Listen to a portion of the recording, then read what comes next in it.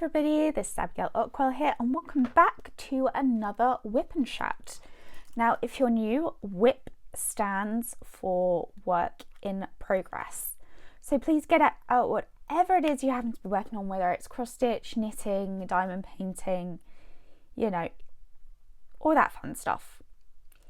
So last week I was really scatterbrained last week, and I think it really was just because of my medication. I was just so out of it. I just didn't know what I was doing.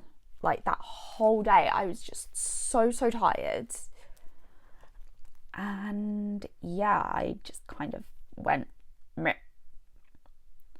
I actually, straight after the WIP and Chat, I actually went to sleep because I was just so tired. But I happen to know it wasn't just me that was really tired last week. A lot of there was something in the air last week because a lot of YouTube creators were kind of out of it last week. So yeah, I don't know what that was all about.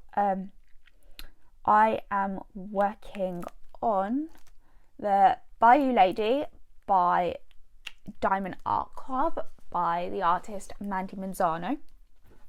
I'll pop a picture of what it will look like finished, well, of what the image looks like here. As you can see, it is the character Tiana from Princess and the Frog. Now, I have explained this before. Mandy has some kind of agreement with Disney, so she can draw the Disney characters as long as, you know, she doesn't really call them by their names, as it were. So obviously Tiana from Princess and the Frog, because it's set in the bayous of New Orleans, it becomes, you know, that's a perfect title for it. And she also already has a diamond paint. She also already has an image called The Princess and the Frog, which is actually really nice. I do like that one. But yeah. So as you can see, I'm just working on the black at the moment. With a big diamond painting like this, especially Mandy Manzano, it's always great to just do the black work first, and then do the other colours to just fill in afterwards. So I should probably tell you, this is a 42 by 125 square. So this is a pretty big square. Before I forget, my pen, my lovely pen, is from Donna Bass Diamond Painting Pens. I think it's Donna Bass Custom Diamond Painting Pens on Facebook. Well, I know she's on Facebook, and that's the only way you can get them. And as you can see, she does like a little, you can get a little fidget spinner on it. I have another one of her pens, which I call my Joker pen, just because you can see why I call it my Joker pen. So yeah, I do really want to get one of the Mandy Manzano images I really want to get is it's Poison Ivy, and it's called My Garden Needs Tending. So yeah, that's one that I do really want to do, but that one I think is around off the top of my head. I'm trying to think where my cover mind is from. I think this one is from Shine Shop Designs, but I'll have to check. So apart from that, how has everybody's week been? Mine has been fairly uneventful. I should probably bring you down into the business so you can see what I'm actually doing. So I am working this way just because it's easier for me when I'm doing, like, because I'm doing the black work, thought, wow, it's going to be easier if I start from here and then I just carry on the way I normally do. So the next colour that I'll do will be the symbol for T. This is actually a really nice kit to work on. I've forgotten how lovely Mandy Manzano squares are to work on. They're just, oh, I mean, the detail you get from them is just, oh. So I'm currently working on the top and working down. What I'll do is I'll zoom you out a bit because I started part of her base last night. No, that's in. So there you can see I've just done the top there. This kit actually has 3 ABs in it. Unfortunately, this kit has been discontinued. So what I'll do is I'll link Diamond Art Club in the description, but I sadly can't link this painting. But no, Princess and the Frog is actually one of my favourite movies. My favourite Disney movies. My favourite being Pocahontas. That's my absolute favourite. Didn't like the second one. Completely hated the second one.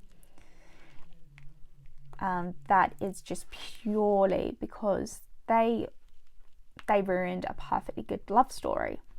Yeah, they got her to go off with the person that in history she went off with, but just, ugh.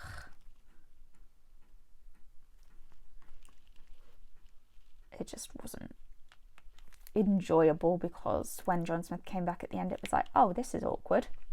And it was like having her go off with the person that she's meant to after all of the chemistry that was built in the first film. I was like, oh, really? This is ridiculous. So yeah, that is why I don't like the second one. You know, I found myself cringing throughout the second one. So yeah, if your first film is a success, then, you know, don't do a sequel. So I should probably start off with my week. So on Monday, I went horse riding like I normally do. That's always really nice and really relaxing for me. It's fantastic for my anxiety. You know, it's one of those things you just think, how can something that's so big just calm me down so much? And yeah, no, the horse that I rode, his name's Buzz, and he's really sweet, but me and Buzz, we have history. I'm a lot more wary of Buzz than I am the other horses that I ride, and I stand well back from him, and for incredibly good reason. Because the first time I rode him, you know, the lesson went fine, everything was good, but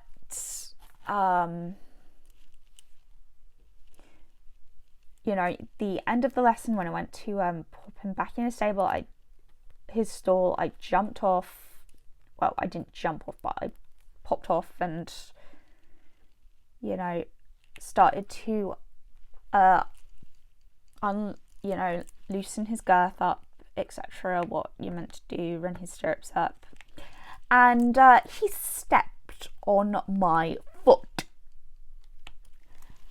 Thankfully, he didn't break my foot. I'm so sorry, you're shaking all over the place. I don't know what's going on. Hopefully you won't be shaking too much. But yeah, he stepped on my goddamn foot, and it hurt. Thankfully, he didn't break my foot, because that would have been awkward. well, it was awkward enough because after that lesson I had to go to a funeral.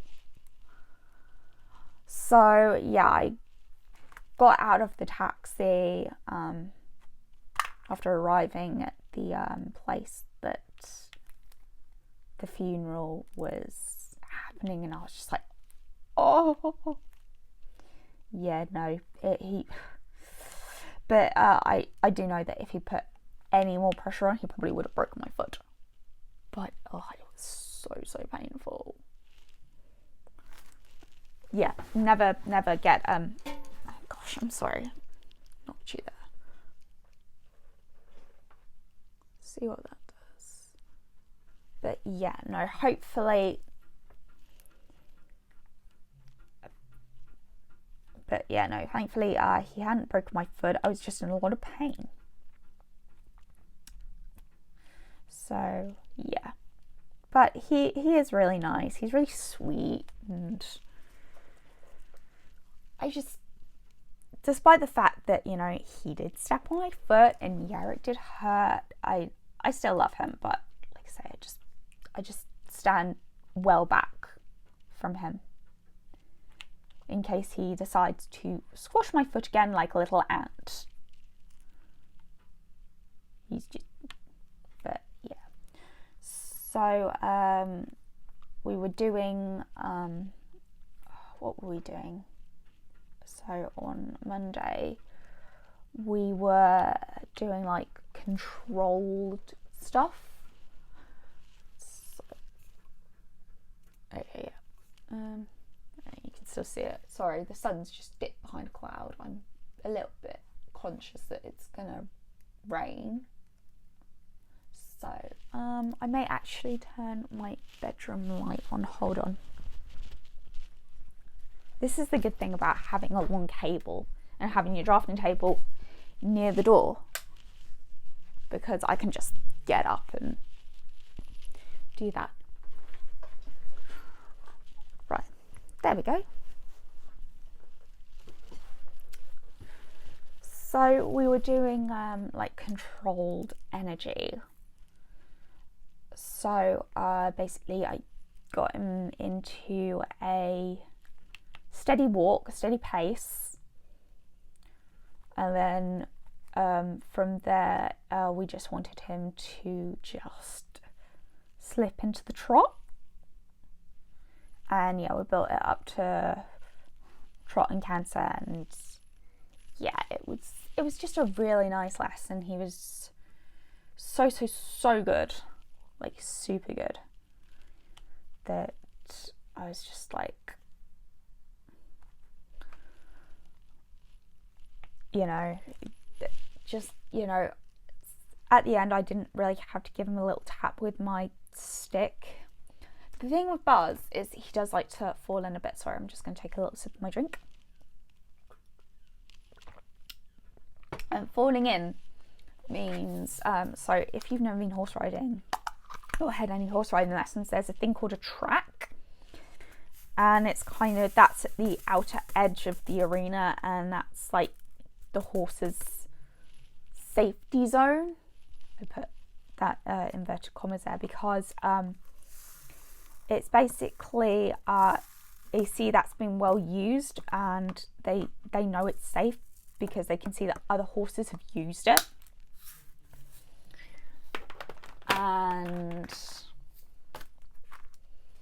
yeah, so what he'll do is sometimes he'll just come off the track and try and go into the center.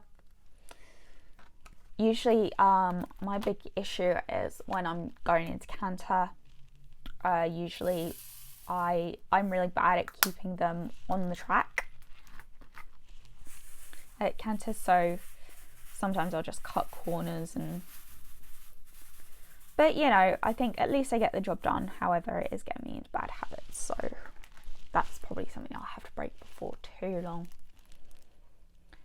which is going to be hard for me, but you know, I know why I have to break it. And this is me just being uber critical of myself. I'm being really uber critical. Right, so my mum's actually coming to watch me next week, She watches every now and again. Usually if there's like a bank holiday or something, she'll come down in a taxi with me and watch. And yeah, she just gets to see how I've improved and everything, and it is quite nice for her, going down and seeing what I work on and how I progressed from when she last saw me and everything. Right, so driving, yay, I should probably get onto that because I forgot that a couple of weeks ago. That was just because I was so tired. I restarted my driving lessons a couple of weeks ago, which was really, really, really, really, really nice. It was just so nice just to get behind the wheel of the car again and just be driving.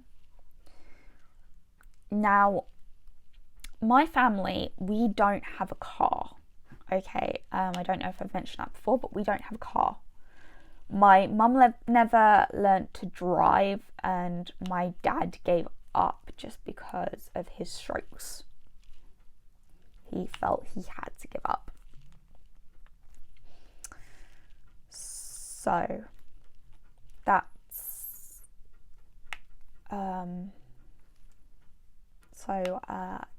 yeah, we don't have a car. And a couple of weeks ago I got back into the driver's seat and did my first lesson in a really long time, which went really, really well. I had a couple of really stupid mistakes, but they were towards the end of the lesson. Apart from that, it was actually not that bad. And then last week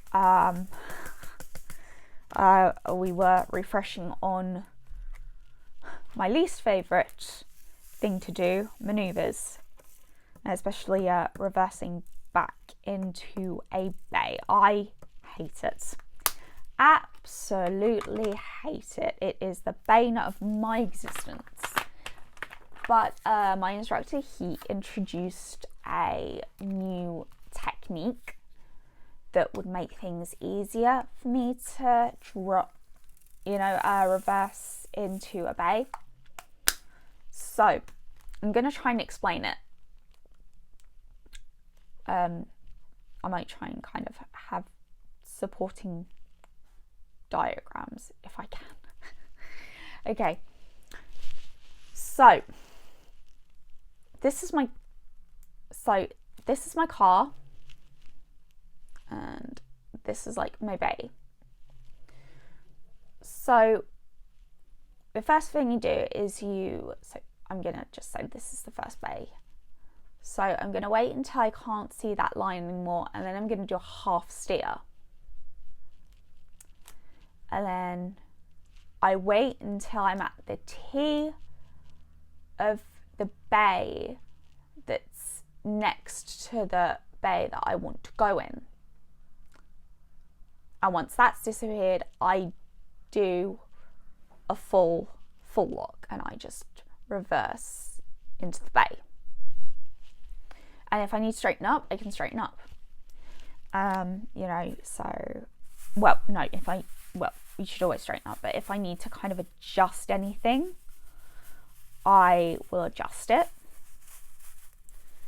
But if I don't need to adjust it, then, that's fine. But it's a lot easier than doing the method that I was doing in the first place. That took me so long to get my head around. I was like, I don't want to do this. But no, it was a really good technique. I actually really enjoyed it. He said the only issue that you would have would be if there was a car next to where you wanted to pull in, but that was really it. So yeah, know me, I'm probably going to be trying to mainly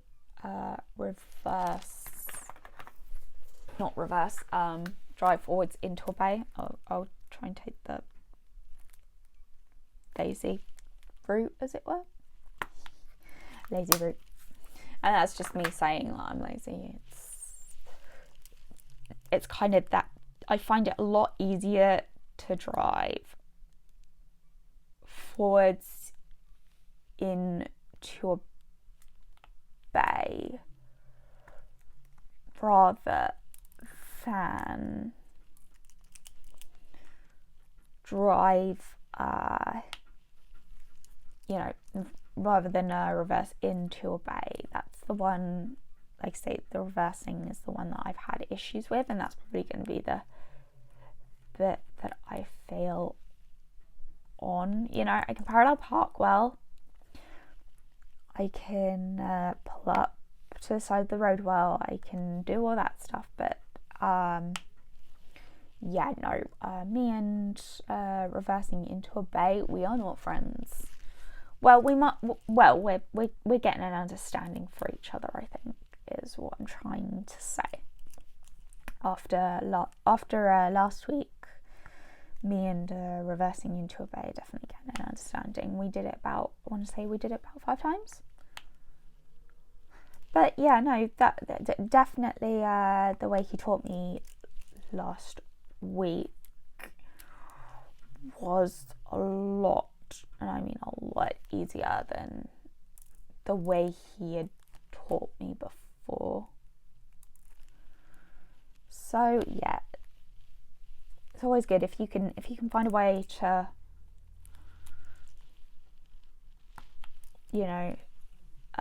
make something easier than for someone who's not understanding it, or you're just thinking, right, how can I make this easier? It's definitely something to do, just and if it's like harder, then just try and find an easy way from the method that you were using before. So yeah, that is my that's driving. Sorry if I'm sounding like I'm slurring. I can just feel my medication kicking in, so I'm kind of hoping that I'm gonna be okay for the rest of this. If I get a call for lunch, or I just feel like I need to take a break for however long, then I will. What are these? I'm not sure what these are. It's like white plastic on some of these. It's weird.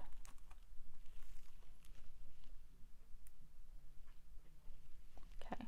Well, it looks like they come off fairly easy, so that's not an issue. Right. So, that was my driving. What else has happened this week? So, we had on the weekend, it was Rachel Ray live for her Patreons and also her Zoom. So the Saturday was, I'm trying to remember what time it was. I think, it was 8. And there you go again. I'm really, really sorry. I've just been really bad today. So her Patreon live was on the Saturday at about 8 o'clock. Ooh, excuse me. So I was watching that through dinner, as well as helping, as well as before dinner, because Usually at dinner time we don't have our phones or anything with us. Well, we're not supposed to be using our phones, but if you ask nicely, then you can. Oh, this one's popping out. Now I'm one of those people that I rarely have anything that I want to watch during a meal time. So I usually don't. I usually won't have. Well, sometimes I'll look at my phone in between courses, but yeah, I really tend not to use my phone at me as well. At least I try not to use my phone at meals. But yeah, I always ask my mum if like I know it's gonna overlap with dinner, or if I'm gonna need to possibly eat after everybody else or even a little bit before, I'll just be like, yeah, you know, just let me know. I know I have eaten I think it's my dinner I've eaten on Zoom before, and that was for a horse care session. So when I couldn't go riding during the lockdown, I was doing horsey care sessions via Zoom with my instructor Sally. So that was, I think there was like one time where my mum had forgotten, because I told her, you know, oh, my Zoom is at this time, so I'm gonna need dinner either after or before, and she completely forgot. I think it's because she was having quite a, I wouldn't say she was having a stressful week, but she was having a very busy week, so she was like, oh my gosh, I'm so sorry. And yeah, so I was eating my dinner during horse care session, which was interesting. But no, the crafty Zoom with Rachel on Sunday at, I think it was about 3:30 in the afternoon. Oh my gosh, that was so fun. I always have so much fun on those crafty Zooms. So probably what I'll do is when I go back to work, I'm going to be so when we have our Zooms, I'm going to be booking them off, just because it is so fun and we always have a good giggle, and yeah, we hear some funny stories, and yeah, it's just like kind of meeting up with a whole load of people that you haven't seen for a while, like long lost friends, and you're all just laughing, and like I say, it's just one of those things that's just, sorry, my thing just keeps going. It's just one of those things that you just laugh about.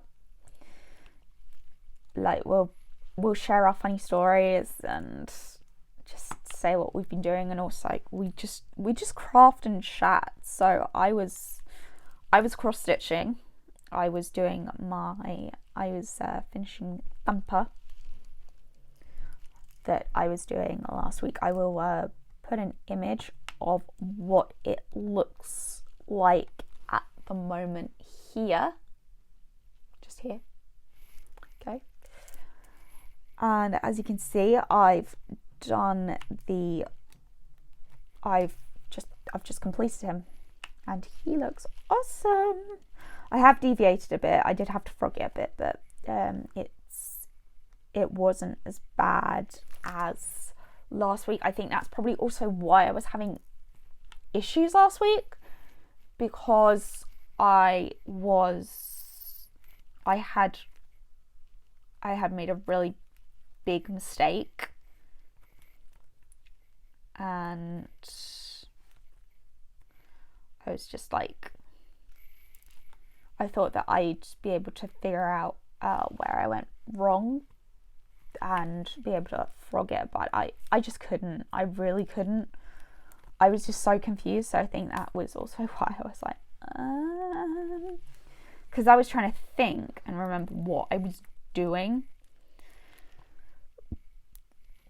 But no, I will definitely be, I do need to do my cross stitch before too long. Well, I need to do some more. The next character that I've got to do is Winnie the Pooh, and he's not going to take a lot of time to do because he's really just 2 shades of yellow, shade of red for the top. Then you've got some back stitching. You've got the ground that you've got the flooring that he's like standing on, and then you've got the border, and that's really it. Yeah, no, Winnie the Pooh really doesn't have a lot of colours. However, the one after that, Pinocchio, oh my gosh, the amount of colours that he has, it's going to be like, you know. I mean, in a way, I'm looking forward to doing Pinocchio, but you know, at the same time, when you've got one of those projects that you're like, oh god, here we go.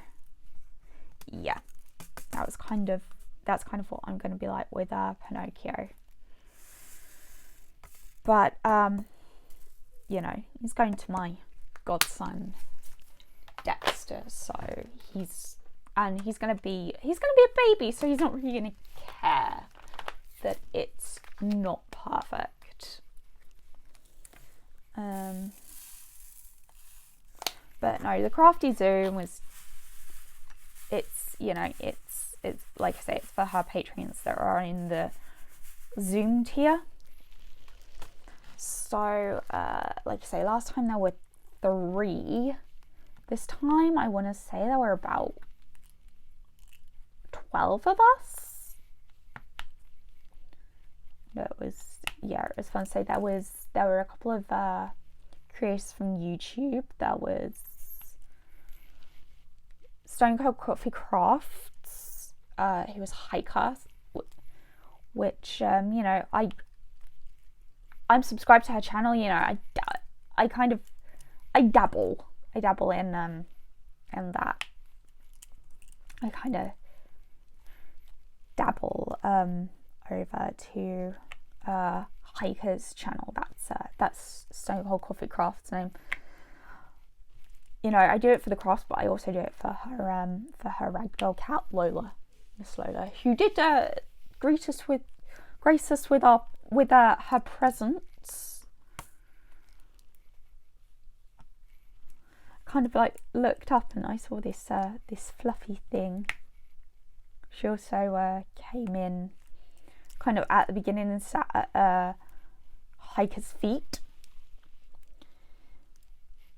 And yeah, I made a joke saying, because she wouldn't come up, I said it's because there isn't a face to sit on. So if you've never watched Stone Cold Coffee Crafts channel, I would highly recommend it, because every time, without fail, if there is a diamond painting that has a face on it, Lola will go and sit right on the face, and it is the most hilarious thing, because it's like you're trying to admire it, then all of a sudden there's this big fluffy cat just hiding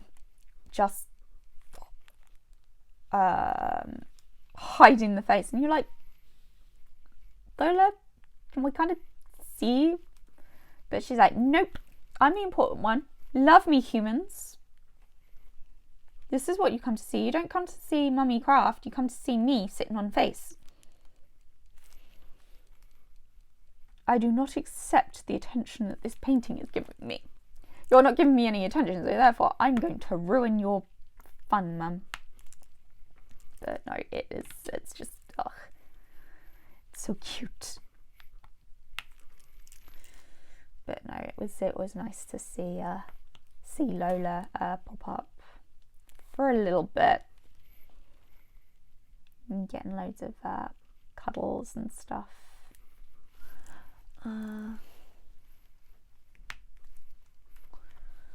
We were talking about what else were we talking about? We were talking about Irish weddings. Now, I really love kind of the culture of people's weddings. I absolutely love them. So it's kind of like Chinese weddings and Indian weddings. You know, I love kind of the different ways that the services happen, and the different traditions that each culture has. I absolutely love it. I really do. And Rachel was talking, well, actually, no, it was Jessie, who is Mislaid Pages on YouTube, who started the whole conversation about the Irish wedding.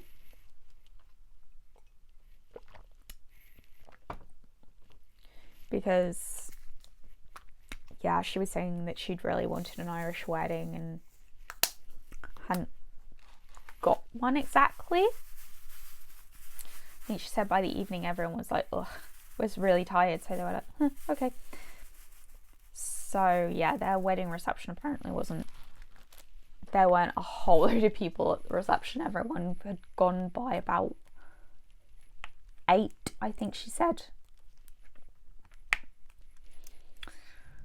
So, yeah, they were talking about this 3-day wedding. Like, honestly, a 3-day wedding in Ireland. So, and as you can imagine, there is a lot of drinking involved. And I mean a lot. So, obviously the first bit is the bride and groom getting married. And I couldn't believe this. There can be a bar at the back of the church. So you can drink during the service. And I was like, okay, right, that's interesting. Then you've got the reception, and that's like your normal wedding reception where you cut the cake, you dance, more drinking.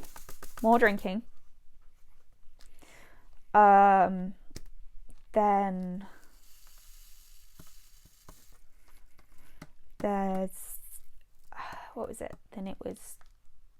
Then you've got the next morning.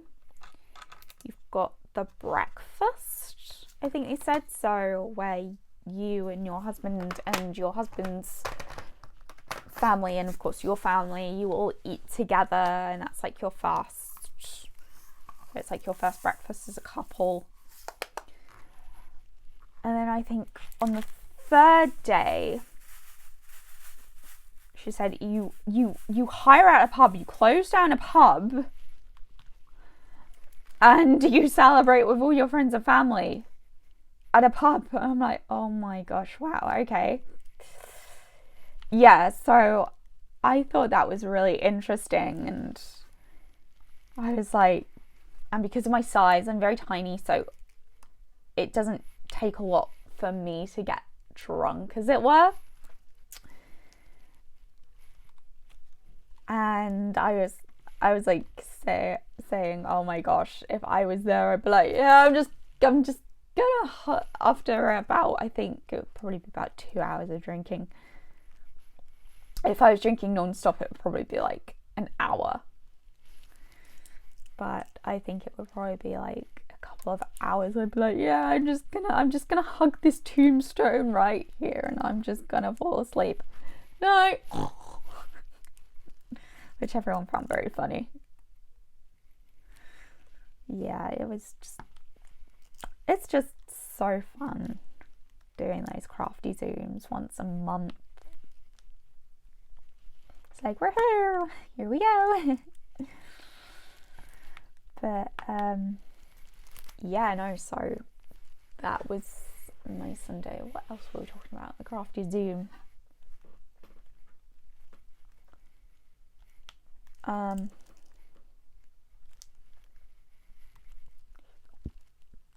We were talking, we got into a brief conversation about gymnastics.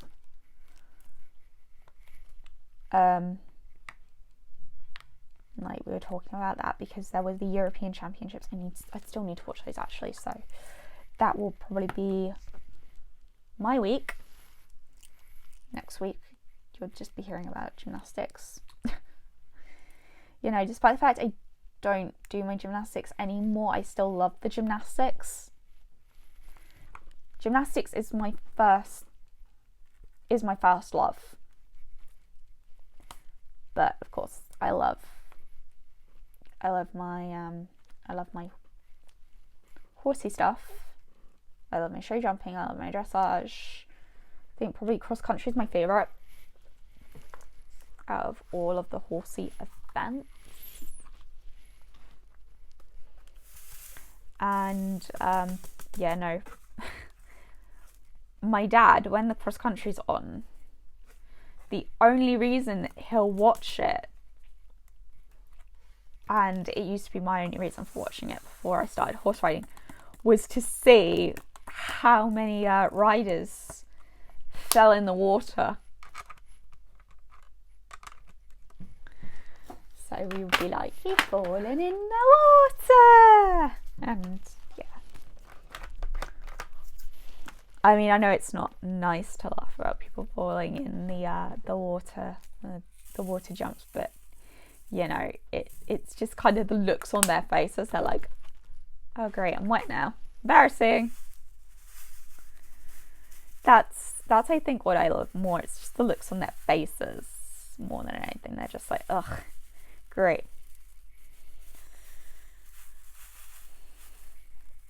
But no, it's like the speed they go at, it's just like, wow. I mean, horses can go very, very fast. You know, I know that from horse riding. I obviously know that. But yeah, we were talking about the gymnastics, and we went back to I brought it back London 2012 because she was talking about like, you know, when she was judging one of the national competitions. This is one of the ladies that's in the group. I think her name's Michelle. She was judging one of the competitions and there was a gymnast that missed a skill.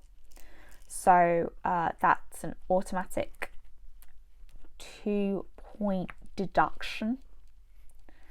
And so,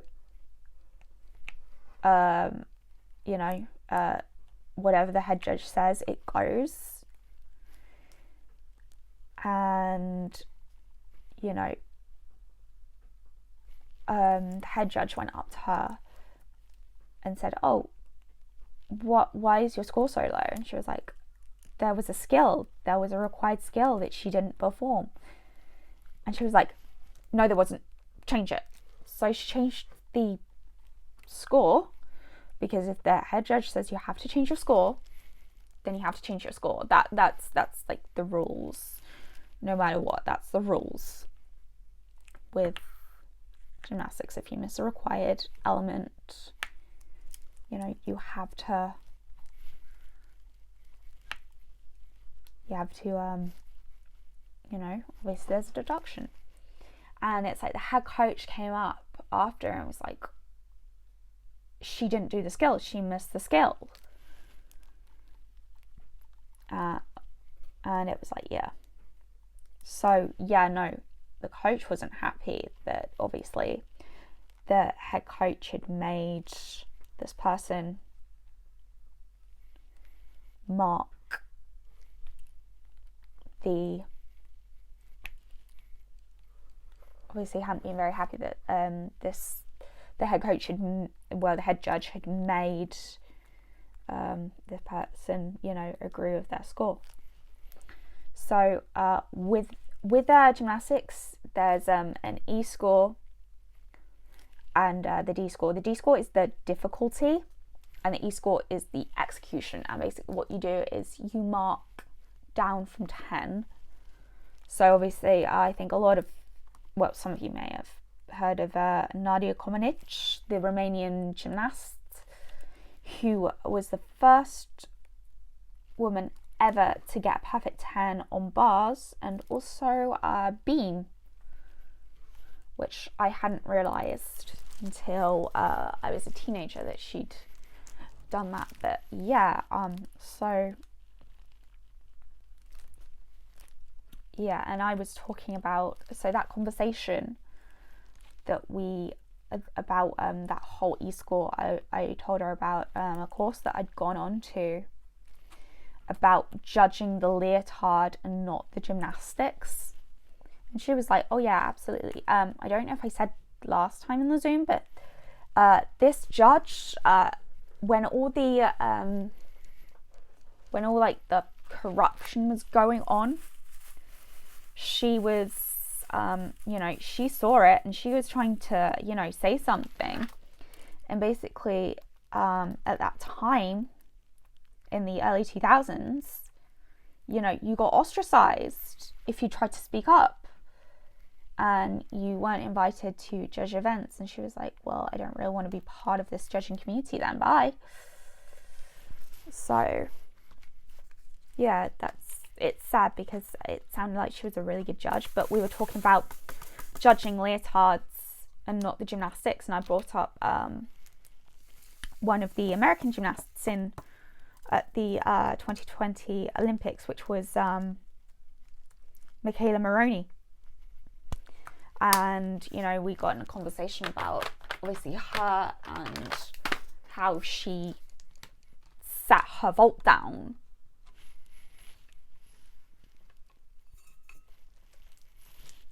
It's weird, it's gone really dark. I'm really sorry about the light today.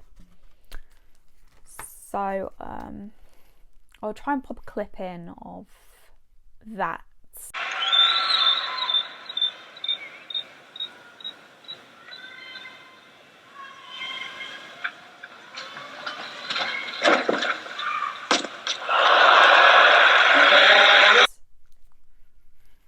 And the thing is,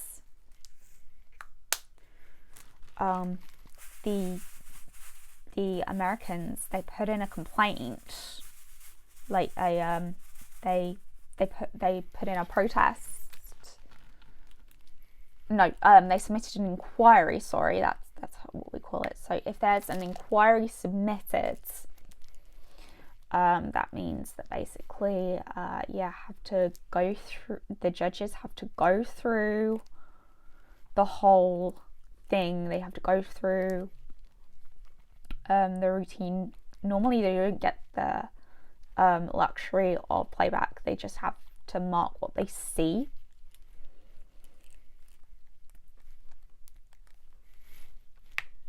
Normally, and so yeah, when there's an inquiry submitted by a team, they go onto the playback and they scrutinize it, they analyze it, and unfortunately, you know, because her score was quite low due to the fact, obviously, she'd sat her vault down. Vault is one of the, as you'll probably seen in the clip, vault is one of the fastest like apparatus to compete on. It really can be a blink and you miss it. But yeah, so they analysed it and they changed the score, they bumped it up. And despite the fact she sat her vault down, she got the silver medal. And I was just sitting there like, what the heck? And I just felt so sorry for the person that had been in bronze originally and, you know, losing her medal because effectively the judges judged the leotard and not the gymnastics, which was a real shame. And yeah, it's always one of these things that I always kind of watch. Still to this day in gymnastics, after learning that, I'm always like, okay, what would I... Oh, sorry if you hear I'm a really hyper person. That's my dad's carer. She's really nice. Well, it's one of my dad's carers, but this one's really nice. Her name's Leah, and she's just really hyper, full of energy, and it's brilliant. But yeah, I'm always like, if I don't agree with the score, I'll always be like, right, okay.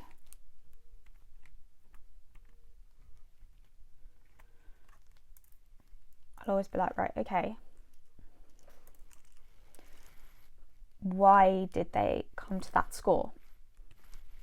And often I think, right, it's the leotard. Now it's kind of, you know I can always recognise if they miss a required element. I've forgotten what it was. It was at one of the champions where, you know, you could definitely tell they judged a leotard. It's usually... The issue with the Americans is that they really are judging the leotards and not the gymnastics. So, I'm sorry to anybody who is American and enjoys the gymnastics and, you know, doesn't agree with my opinion, and that's okay, you know, everyone's entitled to their opinion. But from being a gymnastics coach and, you know, doing a course in judging, you know, I can completely kind of understand where people are coming from.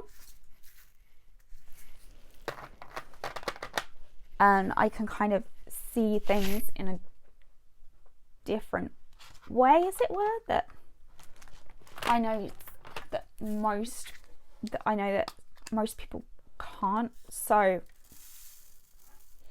you know, I love Simone Biles, okay? She's a really good gymnast, amazing.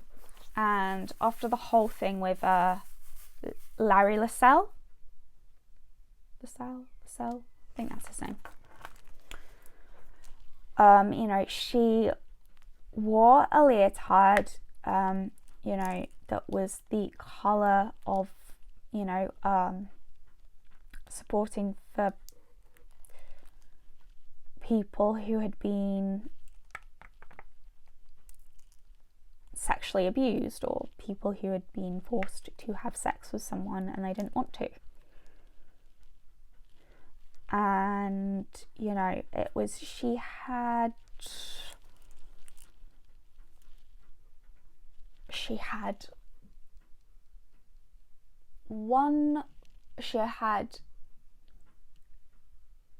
a fall on,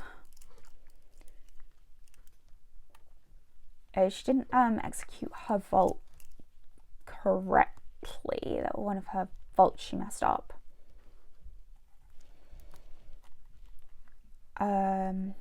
Then she had, I think it was 2 falls on beam.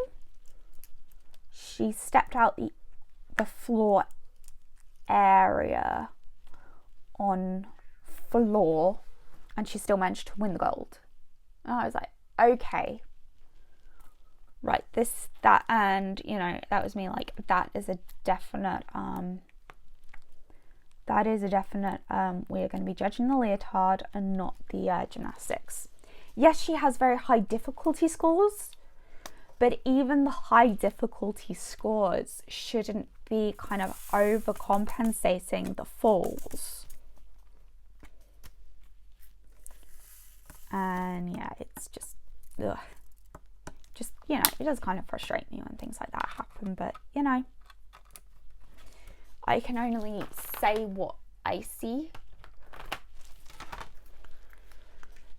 And, you know, obviously having that gymnastics background and understanding how they judge the gymnastics, you know, I've obviously got that insight a little bit more of what I've got. And I can't even breathe. What? You know, it's obviously I've got the insight that a lot of people don't kind of have, which is, you know, it's nice, and it means that I can educate people and be like, right, this is what was wrong, this is what was missed. And yeah, that's really everything that I think I have got to say this week. I really can't think about anything. But yeah, thank you so much for watching. If you did enjoy this video, please like and possibly leave a comment. I always love to read them. And if you really want to, please do hit that subscribe button. And I will see you all later. Bye!